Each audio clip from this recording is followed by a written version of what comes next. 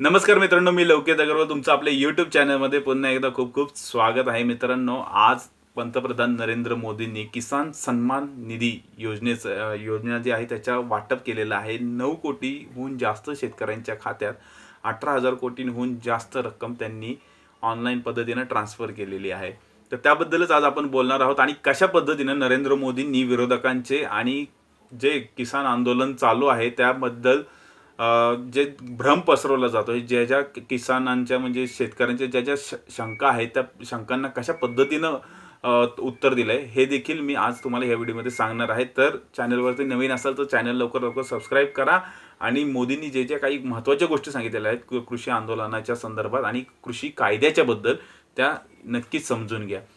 मित्रांनो, आज अटल बिहारी वाजपेयींचा जन्मदिवस असल्यामुळं आज किसान सन्मान निधीचं वाटप करण्यात आलं आणि आता तुम्ही बघितलंय असेल की देशामध्ये जवळपास सगळीकडे ह्या निधी वाटपाचं पूर्ण ब्रँडिंग करण्यात आलं होतं भाजपच्या कार्यकर्त्यांकडनं. कारण आता दिल्लीच्या सीमेवरती काही शेतकरी जे आहेत पंजाब आणि हरियाणातले मुख्य करून आणि देशातल्या विविध भागातून आलेले शेतकरी आंदोलनासाठी बसलेले आहेत आणि जे 3 कृषी कायदे सरकारनं राज्यसभेत लोकसभेत बिना चर्चेचे पारित केलेले आहेत. त्या कृषी कायद्याच्या विरोधात त्यांचं आंदोलन आहे. त्यामध्ये त्यांना ज्या शंका आहेत त्या म्हणजे एकतर ह्या APMC ज्या मंडी आहेत त्या बंद होतील, MSP बंद होईल आणि उद्या करार शेतीनुसार आमच्या जमिनी हडप केल्या जातील आणि हा सगळा जो कायदा आहे हा श्रीमंतांच्या फायद्याचा आहे असं जे पसरवलं जात होतं. त्या गैरसमजाबद्दल पंतप्रधानांनी आज संपूर्ण शेतकऱ्यांना संबोधित केलेलं आहे. त्यांनी विरोधकांची या ठिकाणी कानउघडणी केलेली आहे. विरोधकांना सुद्धा त्यांनी ठणकावून सांगितलंय की बाबांनो, तुमच्या मनाचं काय असेल तर तुम्ही येऊन स्पष्ट बोला आणि स्पष्ट बोललं त्याच्यावरती चर्चा निघेल आणि चर्चेतूनच ह्याचं समाधान होईल. पण ह्याच्यामध्ये लक्षात घेण्यासारखी गोष्ट ही आहे की पंतप्रधान हे कायदे मागे घेण्याच्या कुठल्याही मनस्थितीत नाहीये. किंबहुना त्यांनी लोकांना प्रत्येक त्यांच्या ज्या शंका आहेत त्या पटवून देण्याचा म्हणजे त्याचं रिअलिस्टिक उत्तर देण्याचा प्रयत्न केलेला आहे. तर पहिला जो मुद्दा होता लोकांचा की MSP बंद होईल. तर MSP त्यांनी सांगितलेलं आहे MSP ही आम्ही सरकारची कटिबद्धता आहे. मुळातच लक्षात घेतलं पाहिजे MSP साठी आपल्या देशात कुठलाही कायदा नाही की MSP देणं सरकारने बंधनकारक आहे.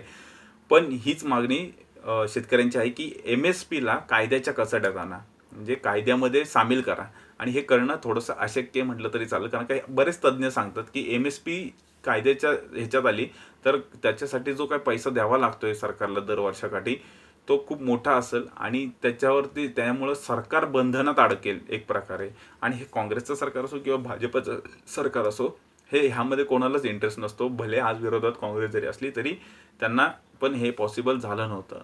दुसरं म्हणजे मोदींनी सांगितलेलं आहे MSPच्या बाबतीत जे आहे की आम्ही सरकार म्हणून कटिबद्ध आहोत आणि हे कसं हे आपण बघितलेलं की प्रत्येक निवडणुकीच्या वेळेला जे जे सरकार बनवण्यासाठी प्रयत्नशील असतं, मग काँग्रेस असो, भाजप असो, कुठलंही सरकार कुठल्याही पार्टीचं सरकार असो, त्यांचा एकच अजेंडा असतो की आम्ही शेतकऱ्यांच्या पाठीशी आहोत, शेतकऱ्यांना योग्य भाव देऊ असं म्हणून ते सरकारमध्ये सत्ता मिळवण्यासाठी धडपडत असतात. त्यामुळं ते जेव्हा सत्तेत येतात तेव्हा MSP हे त्यांना देण्याचा प्रयत्न करतात, चांगला प्राईस देण्याचा प्रयत्न करतात जेणेकरून शेतकरी खुश राहतील आणि सरकार पुन्हा एकदा आपल्याला निवडून येण्यासाठी मदतही होईल. असा एक प्रकारे तो अजेंडा असतो. मुळातच कायद्यात कुठं MSP द्यावं असं बंधन सरकारवर नसतं.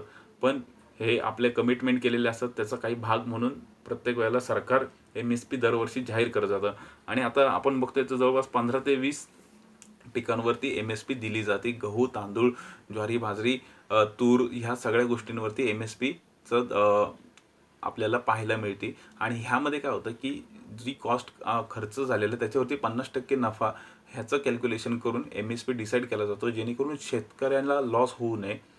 त्याच्या पिकाला किती भाव मिळू शकतो ह्याचा एक अंदाजही त्या शेतकऱ्याला येतो. कारण का ते लागवडीच्या वेळेलाच MSP ही जाहीर केली जात असते.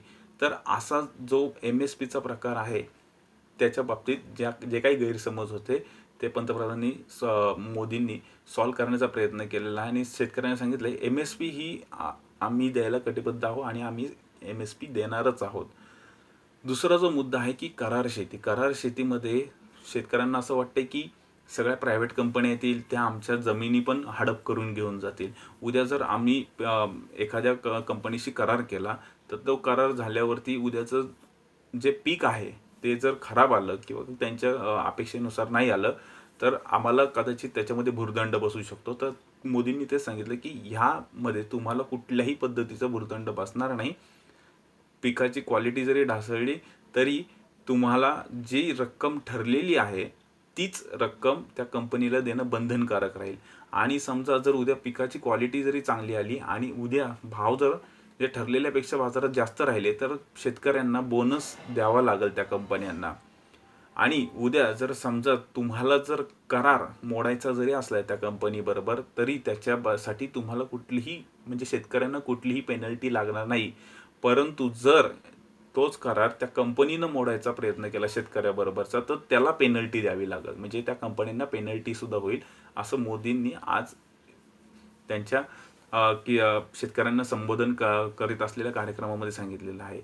तर ह्या गोष्टी दोन खूप महत्त्वाच्या आहे मित्रांनो. MSP साठी तर सरकार कटिबद्ध आहे आणि मुळातच ते काही कायदेशीर नाही आहे की दिलीच पाहिजे, पण ह्या कायद्यामध्ये घ्यावी अशी शेतकऱ्यांची इच्छा होती. जेणेकरून प्रत्येक उद्या भाजपचं सरकार असो किंवा दुसरं कुठचं जरी सरकार आलं, काँग्रेसचं आलं किंवा तिसऱ्या कुठल्याही पक्षाचं आलं तर त्यांना दरवर्षी हे MSP द्यावे लागतील. पुढे जाऊन ह्या तिसरा जो मुद्दा आहे की जर आता ह्या प्रायव्हेट कंपन्या आल्या तर ह्या APMC ज्या मार्केट आहेत ते सगळे बंद होतील.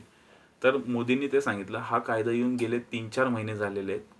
तोपर्यंत जेव्हा धान्याची खरेदी चालू होती पंजाब हरियाणामध्ये तोपर्यंत हे आंदोलन जे आहे ते हलक्या प्रमाणात चालू होतं. म्हणजे जास्त मध्ये जोर धरला नव्हता. पण जसजसं सगळं धान्य सरकारने खरेदी केलं आणि मग नंतरून या आंदोलनाला त्यांनी जोर पकडलेला आहे. म्हणजे एक प्रकारे पहिल्यांदा फायदा करून घेतला आणि APMC मंडी तर काही बंद झालेली नाही हेच त्यांनी इथं सांगण्याचा प्रयत्न केला. ह्या APMC मार्केटमधनं सरकारने हे सगळं धान्य स्वतःकडे घेतलेलं आहे.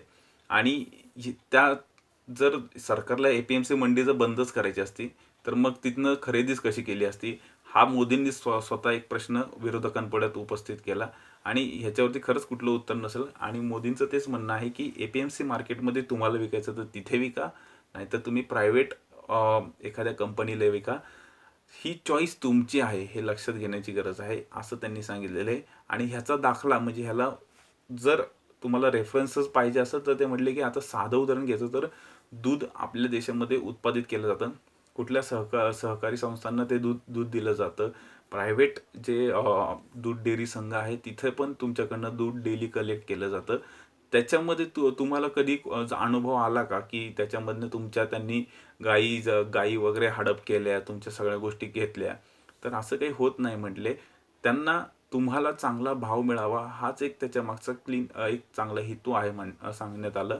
आणि त्याच्याबरोबरच पोल्ट्री उद्योग सुद्धा तुम्ही लक्षात घेऊ शकता. म्हणले की पोल्ट्रीमध्ये आपण जगामध्ये सगळ्यात जास्त अंडे उत्पादित करणारे देश आहोत. आणि मोठमोठ्या कंपन्या ज्या आहेत ह्या छोट्या छोट्या पोल्ट्री फार्मर्सशी करार पद्धतीनं पोल्ट्री फार्मिंग करतात आणि त्यांच्याकडून माल उचलतात आणि ते पुढे प्रोसेस करून ते बाजारात विकला जातो. ह्याच्यातून पोल्ट्री फार्मिंग जे करणार आहेत त्यांना पण एक फिक्स बिझनेस दिसायला लागतो समोर. उत्पादन वाढत असतं, त्यांना समोर त्यांच्या ग्राहक उत्पादनाच्या आधीच उभा दिसत असतो. तर ह्या सगळ्या गोष्टींचा ॲडव्हान्टेज शेतकऱ्याला ह्यापूर्वी कधी नव्हता. त्याला फक्त आणि फक्त तिथल्या APMC मार्केटमध्ये जे काही सरकारी भाव पडेल भाव मिळेल तसा माल विकून तो निघून जायचा. पण आत्ताच्या घडीला जे बाहेरून आपल्याकडे चांगलं इन्फ्रास्ट्रक्चर येतं, जे कंपन्या आहेत त्या कंपन्यांना डायरेक्ट जर शेतकऱ्यांशी जर उद्या व्यवहार करता आले. म्हणजे उदाहरणार्थ घ्यायचं झालं तर समजा आंब्याची एखादा शेती करतोय त्याला जर एखाद्या आंबा ज्यूस उत्पादन करणाऱ्या किंवा आंबा ज्यूस जे आहे ते बनवतात ज्या कंपन्या त्यांनी आधीच येऊन ह्याच्याशी करार केला. आंबे उत्पादित झाल्यावरती ते आंबे घेऊन ते तिकडे त्यांच्यावर प्रोसेसिंग करणार. पण आता हा जो मधला काळ आहे त्या काळामध्ये ह्याच आंब्याचा ज्यूस बनवण्याच्या कंपन्या आहेत त्या पुढे जाऊन असंही करतील की ह्या शेतकऱ्याला चांगला आंबा यावा म्हणून त्याच्यासाठी काय काय गोष्टी त्याला गरजेच्या आहेत त्या देखील पुरवण्याचा प्रयत्न करतील. जेणेकरून त्यामुळं त्या आंब्याची क्वालिटी सुधारेल. आंब्याची क्वालिटी जर आपापच चांगली आली तर भवितव्यात त्यांचं प्रॉडक्ट देखील चांगल्या दर्जाचंच बनणार आहे. त्यामुळं हा एक ॲडिशनल बेनिफिटच शेतकऱ्यांना मिळू शकतो. शेतकऱ्यांना ह्याच्यातून फायदाच होऊ शकतो. हे सांगण्याचा प्रयत्न नरेंद्र मोदींनी केलेला आहे. आणि हे खरं बघायला गेलं तर खूप महत्त्वाची गोष्ट त्यांनी आज लोकांच्या लक्षात आणून दिलेली आहे, की ज्या प्रायव्हेट कंपन्यांबरोबर तुम्ही शेतीचं शेतीमध्ये म्हणजे तुम्ही जे प्रॉडक्ट बनवणार आहात, जो रॉ मटेरियल तुम्ही बनवणार आहात, कांदे बटाटे असो, आंबा असो, कुठचंही उत्पादन तुम्ही घेणार आहात, त्या त्या कंपनीबरोबर टाईप केलं, ती कंपनी उद्या जाऊन तुम्हाला चांगल्या फॅसिलिटीज, चांगले चांगले खत बियाणं हे सुद्धा पुरवायला मदत करेल. आणि त्याच्यातून तुमचं उत्पादन आपापच चांगलं येईल आणि चांगलं उत्पादनाला चांगला भाव मिळेल आणि एक प्रकारे तुम्हाला त्याचा फायदा खूप मोठ्या प्रमाणात होईल. तर हे सांगण्याचा मोदींनी प्रयत्न केलेला आहे. आणि ह्याच गोष्टी खूप महत्त्वाच्या होत्या, की करार शेतीमध्ये कोणीही तुमची जमीन वगैरे हडपून घेऊ शकत नाही. आणि ह्याच्यामध्ये उद्या कुठलीही जरी पेनल्टी लागली तर ही त्या मोठ्या प्रायव्हेट कंपन्यांना लागणार आहे, तुम्हाला काही लागणार नाही. तुम्हाला तुमचा माल APMCत विकायचा तर तिथेही विकू शकता, आणि जर तुम्हाला तुमचा माल एखाद्या प्रायव्हेट कंपनीला विकायचा आहे तर त्याच्याबरोबरही तुम्ही विकू शकता. तुम्हाला अवकाश मोकळं झालेलं आहे, तुम्ही कुठल्याही राज्यात तुमचं प्रॉडक्ट विकू शकता आणि तुम्ही तुमचा चांगला नफा मिळवू शकता. ह्याच्याबरोबरच त्यांनी ज्या वेगवेगळ्या कृषी योजना चालू आहेत, आपल्याच महाराष्ट्रातलं उदाहरण घ्यायचं झालं तर लातूरमधल्या औसा तालुक्यातल्या एका शेतकऱ्याशी, ज्याचं नाव गणेश होतं, त्यांच्याशी त्यांनी बोलले. तर त्या शेतकऱ्यानं सांगितलं, मी 2580 रुपयात पीक विमा काढलेला आणि 2019 साली जेव्हा खूप पाऊस आला त्यामध्ये माझं सगळं जे सोयाबीनचं क्षेत्र होतं ते उद्ध्वस्त झालं. पण ह्या पीक विमा काढल्यामुळं मला 54,300 परत मिळाले. त्यानंतरनं किसान सन्मान निधीच्या माध्यमातून त्याला 2,000 प्रत्येक वर्षाकाठी 6,000 ते मिळायला लागले. अशा अनेक योजना ज्या आहेत त्या शेतकऱ्यांसाठी मोदी सरकारने राबवलेल्या आहेत. त्या हळूहळू त्याच लोकांकडनं त्यांना ज्यांना फायदा झालेला आहे, कशा पद्धतीनं लोकांनी स्वतःचा फायदा करून घेतलेला आहे हे पटवून देण्याचा आज मोदींनी प्रयत्न केलेला आहे. त्यांनी पुढे जाऊन किसान क्रेडिट कार्ड जे आहे, ज्यावरती फक्त 4% शेतकऱ्यांना कर्ज उपलब्ध होतं, त्याची सुद्धा पूर्ण माहिती त्या एका शेतकऱ्याकडनं, जो अरुणाचल प्रदेशचा शेतकरी होता त्याच्याकडून घेतलेली. आणि त्या शेतकऱ्याकडनं पूर्ण माहिती घेऊन ते लोकांमध्ये त्या गोष्टी समजावून देण्याचा प्रयत्न केला, की अशा पद्धतीनं शेतकऱ्यांसाठी सरकार वेगवेगळे पावलं उचलत आहे आणि त्याचं उत्पन्न दुप्पट कसं करता येईल ह्याच्यासाठी प्रयत्न करत आहे. तर हा सगळा आज मोदींनी जे भाषण केलं ह्याच्यामधला हा सार होता. ह्यात सरतेशेवटी सांगायचं झालं तर किसान सन्मान निधी जो आहे तो पश्चिम बंगालमध्ये कुठल्याच शेतकऱ्याला मिळत नाहीये. ह्याच्यावरून पंतप्रधान मोदींनी नाराजी सुद्धा व्यक्त केली. या नाराजी मागचं कारण म्हणजे 70 लाख शेतकऱ्यांना एक किसान सन्मान निधीचा म्हणजे फ्रीमध्ये केंद्र सरकार देते. त्यांच्यासाठी राज्य सरकारला कुठलाही खर्च उचलावा लागत नाहीये.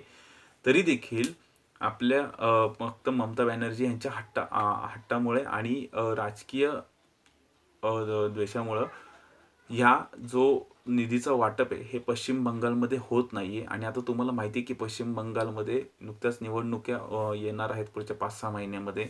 अमित शहा वगैरे अमित शहा, JP नड्डा असतील, यांनी पूर्ण चंग बांधलेला आहे पश्चिम बंगाल जिंकण्यासाठी. आणि त्याच धर्तीवरती आज पंतप्रधान मोदींनी हे सुद्धा वक्तव्य करून पश्चिम बंगालच्या जनतेला, शेतकऱ्यांना एक प्रकारे आर्ता हाक घातली असं म्हणू शकतो.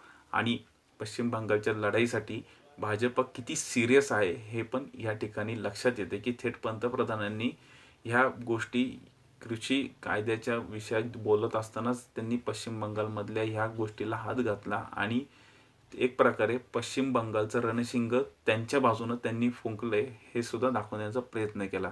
तर मित्रांनो, आजचा व्हिडिओ तुम्हाला कसा वाटला हे कमेंट करून नक्की सांगा. तुमचे काय फीडबॅक असतील ते नक्की या कमेंटमध्ये मेन्शन करा. तुमच्या फीडबॅकचं नक्कीच स्वागत आहे आणि आपल्या चॅनलमध्ये काय इम्प्रूव्हमेंट करता येईल ते देखील सुचवा. जय हिंद, जय महाराष्ट्र, जय जवान, जय किसान.